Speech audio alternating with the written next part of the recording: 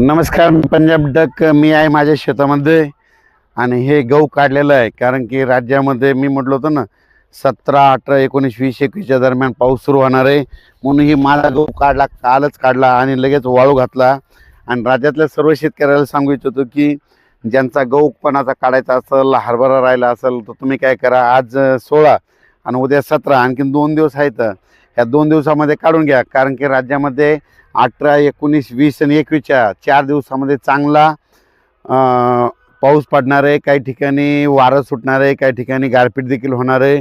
म्हणून हा अंदाज सर्वप्रथम विदर्भातल्या शेतकऱ्यांना लक्षात यायचा. म्हणजे सांगायचं झालं, आज देखील 16 तारखेला, म्हणजे आज देखील 16 तारखेला नांदेड जिल्हा, त्याच्या यवतमाळ जिल्हा, चंद्रपूर, गडचिरोली ह्या पट्ट्यामध्ये थोडा पाऊस पडणार आहे. म्हणून हा अंदाज आज सर्व शेतकऱ्यांना लक्षात यायचा.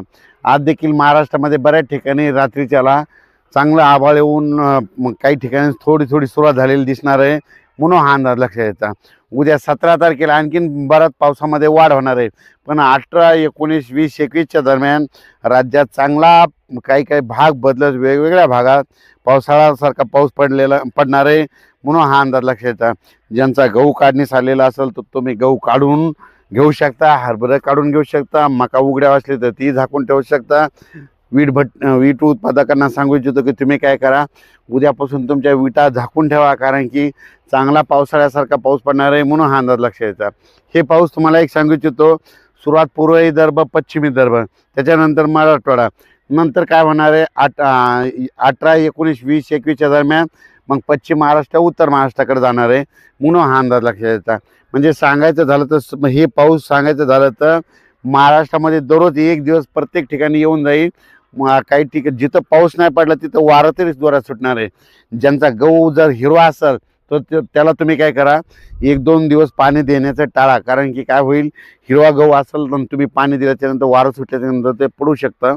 म्हणून हे अंदाज लक्षात यायचा. त्याच्यानंतर सांगायचं झालं तर हे वातावरण चांगलं 21 मार्चपर्यंत असंच राहणार आहे. म्हणून हे लक्षात यायचं.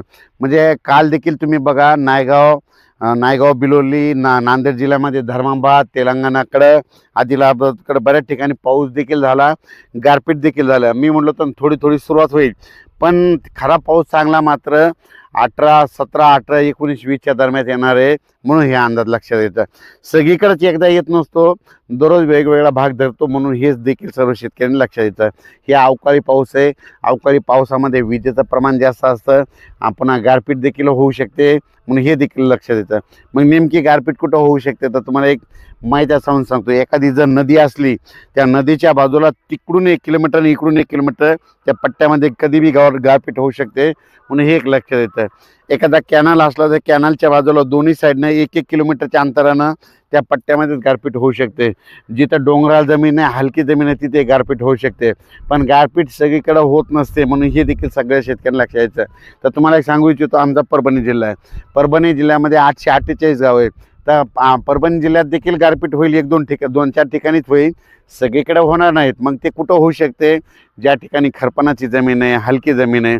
मग कोणत्या एरियात होऊ शकते तुम्हाला एक सांगू इच्छितो. परभणी जिल्ह्यातला पालम, लोहा, कंधार ह्या साईडचं, पालम लोहाच्या ज्या साईडनं परभणी जिल्हा आहे त्या डोंगराळ भागामध्ये तिकडे एक गारपीट होऊ शकते.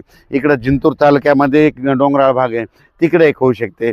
म्हणजे परभणी जिल्ह्यात 848 गावापैकी फक्त 5-6 गावालाच होते, सगळीकडे होत नाही. म्हणून हे देखील सर्व शेतकऱ्यांनी लक्षात घ्यायचं.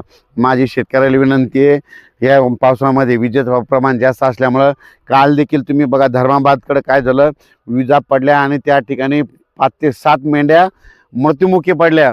म्हणून माझी शेतकऱ्याला विनंती आहे की तुम्ही घरी येताना रात्री त्याला पाऊस सुरू झाला आणि तुमच्या इथं बैल लिंबाच्या झाडाकडे असेल तर झाडावर वीज पडते. म्हणून माझी सर्व सगळ्या शेतकऱ्याला विनंती आहे, पाळीव प्राण्याची काळजी घ्या. अचानक वातावरण बदल झाला तर उद्या लगेच परत एक मेसेज दिला जाईल. धन्यवाद.